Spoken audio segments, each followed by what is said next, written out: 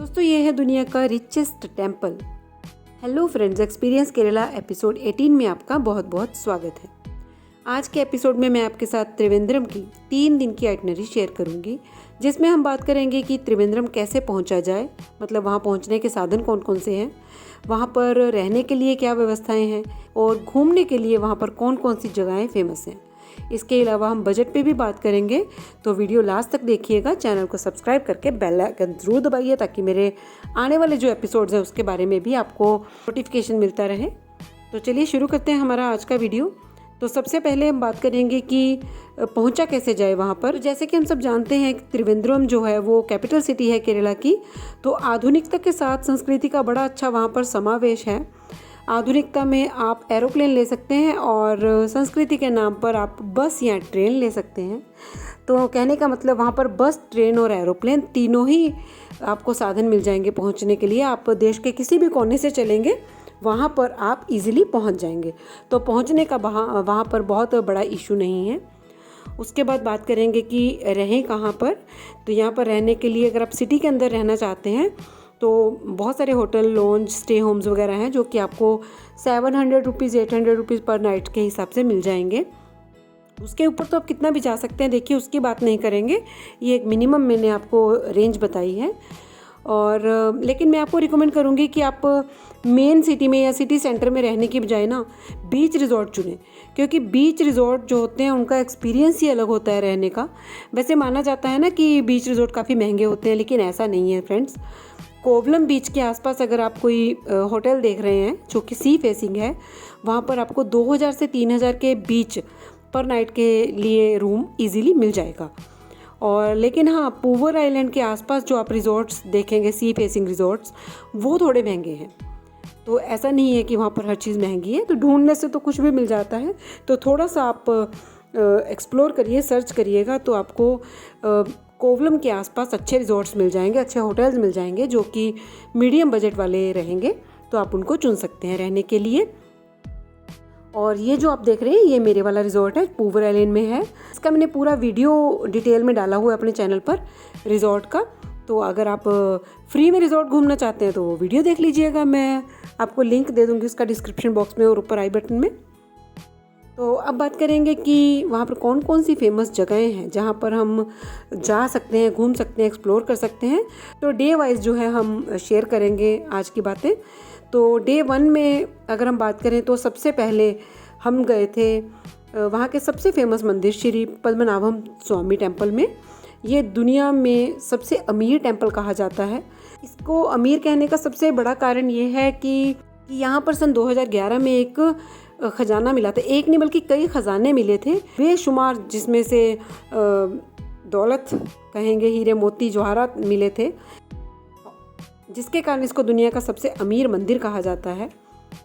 और आप विश्वास करेंगे कि यहाँ पर $1 ट्रिलियन का खजाना मिला था, जिसको अगर हम इंडियन करेंसी में कन्वर्ट करते हैं तो तकरीबन 100,000 करोड़ हो जाता है।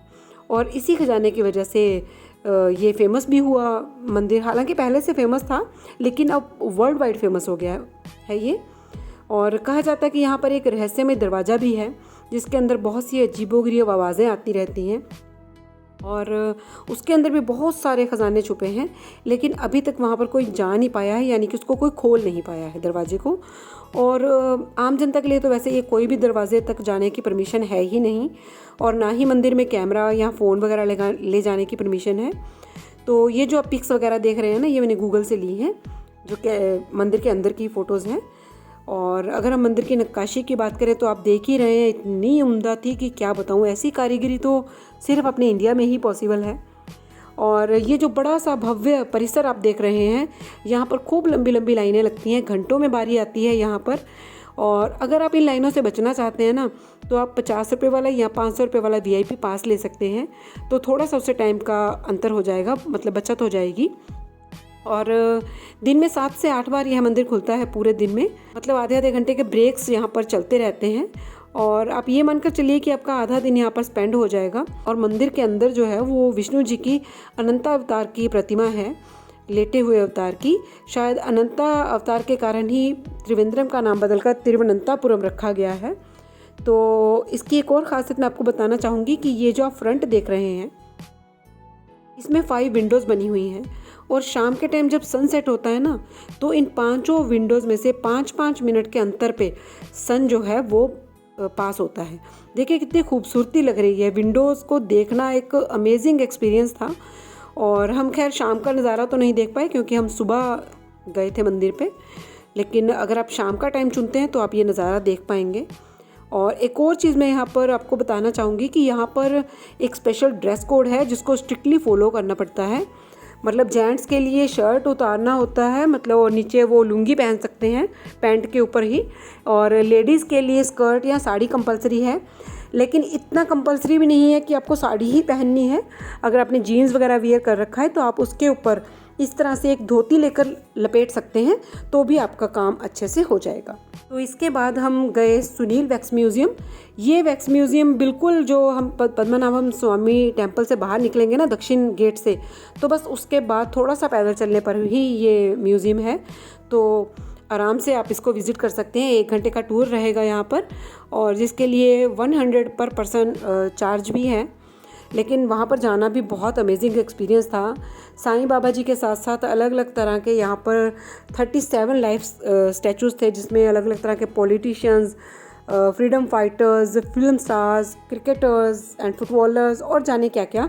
बहुत ही मज़ेदार हमारा ये म्यूज़ियम को देखने का एक्सपीरियंस रहा।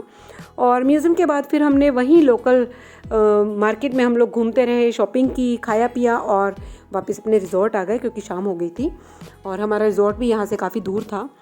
तो रिज़ॉर्ट पर आ गए और अगले दिन की तैयारी में हम लग गए, क्योंकि अगले दिन हमें अर्ली मॉर्निंग ही अपनी जो है वो यात्रा शुरू करनी थी। तो सेकंड डे हमने बिल्कुल अर्ली मॉर्निंग तकरीबन 5:30 बजे हमने अपना ये होटल से ही अपनी राइड जो है स्टार्ट की। हमारी बोट राइड थी। ये हम पूवर आइलैंड घूमने वाले थे आज, और पूवर आइलैंड के लिए बोट जो थी वो हमें हमारे रिज़ॉर्ट से मिल गई थी। हालांकि ये बोट रिज़ॉर्ट की तरफ से नहीं थी, इसके लिए हमने अलग से 3600 रुपीज़ दिए थे। 2 घंटे की ये राइड थी। अलग अलग टाइमिंग के हिसाब से बोट का फेयर अलग अलग रहता है, तो आप अपनी टाइमिंग और अपनी पॉकेट के हिसाब से ये राइड चुन सकते हैं। लेकिन ये राइड जो है ना पूरा पूवर आइलैंड घुमा देती है। एक और आइलैंड भी घुमाती है, मैं उसका नाम भूल गई हूँ। मतलब 2 आइलैंड घुमाती है ये बोट। तभी हमने 2 घंटे वाली राइड ली थी क्योंकि हमने दोनों आइलैंड घूमे थे। एक पूरा मैन मेड फॉरेस्ट था जिसको मैनग्रूव फॉरेस्ट कहते हैं, और एक पूरा कुदरत के नज़ारों से भरा हुआ अलग ही एक्सपीरियंस वाला ये हमारा राइड था।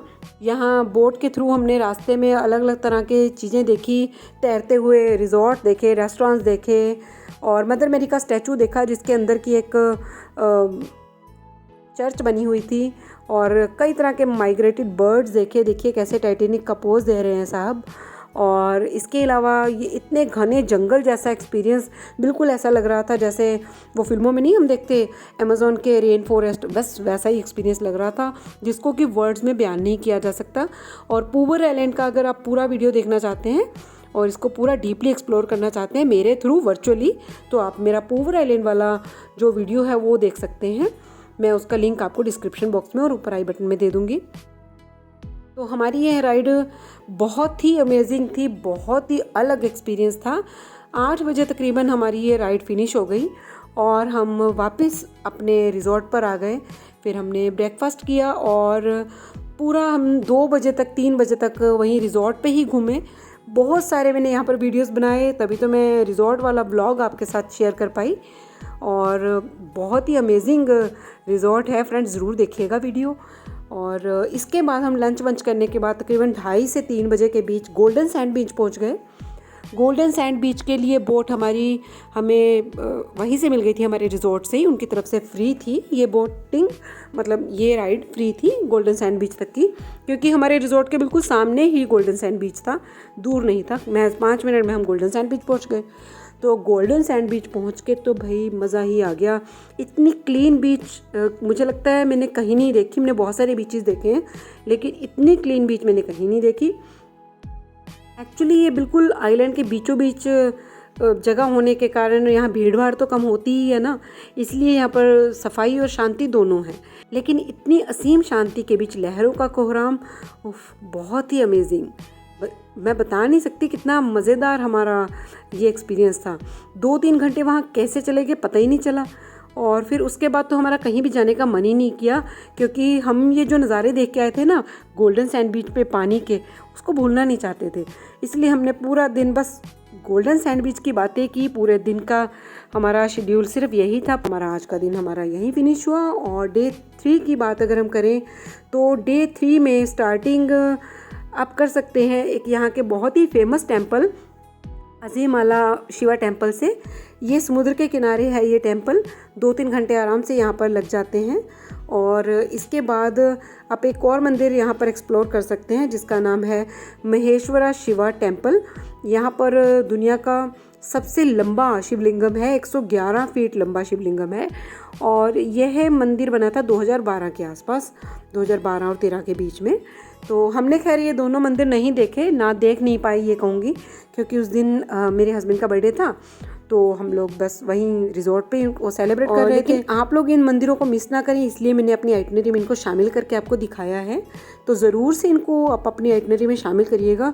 देखिए कितने अमेजिंग लग रहे हैं पिक्स में ही। वहाँ जाके क्या ही इनका नज़ारा रहा होगा वो तो हम इमेजिन ही नहीं कर सकते, क्योंकि हम गए नहीं। और फिर इसके बाद हम शाम को तकरीबन 2:30 से 3 बजे हम लोग लाइट हाउस बीच आ गए। ये कोवलम बीच है, इसको कोवलम बीच भी कहते हैं, लाइट हाउस बीच भी कहते हैं, क्रिसेंट बीच भी कहते हैं। इसको क्रिसेंट बीच कहने का रीज़न ये है कि यहाँ पर 3 अलग अलग बीच आसपास हैं थोड़ी थोड़ी दूरी पर। लाइट हाउस बीच ये वाला है, इसके बाद हवा बीच और समुद्र बीच हैं। और ये तीनों बीच मिलकर आपस में एक क्रिसेंट शेप क्रिएट करते हैं। अगर हाइट से ड्रोन वगैरह से देखा जाए तो क्रिसेंट का शेप नज़र आता है। और हम इस वक्त लाइट हाउस बीच पे हैं। और लाइट हाउस बीच जो है वो अपनी वाटर स्पोर्ट एक्टिविटीज़ और सनसेट के लिए बहुत फेमस है।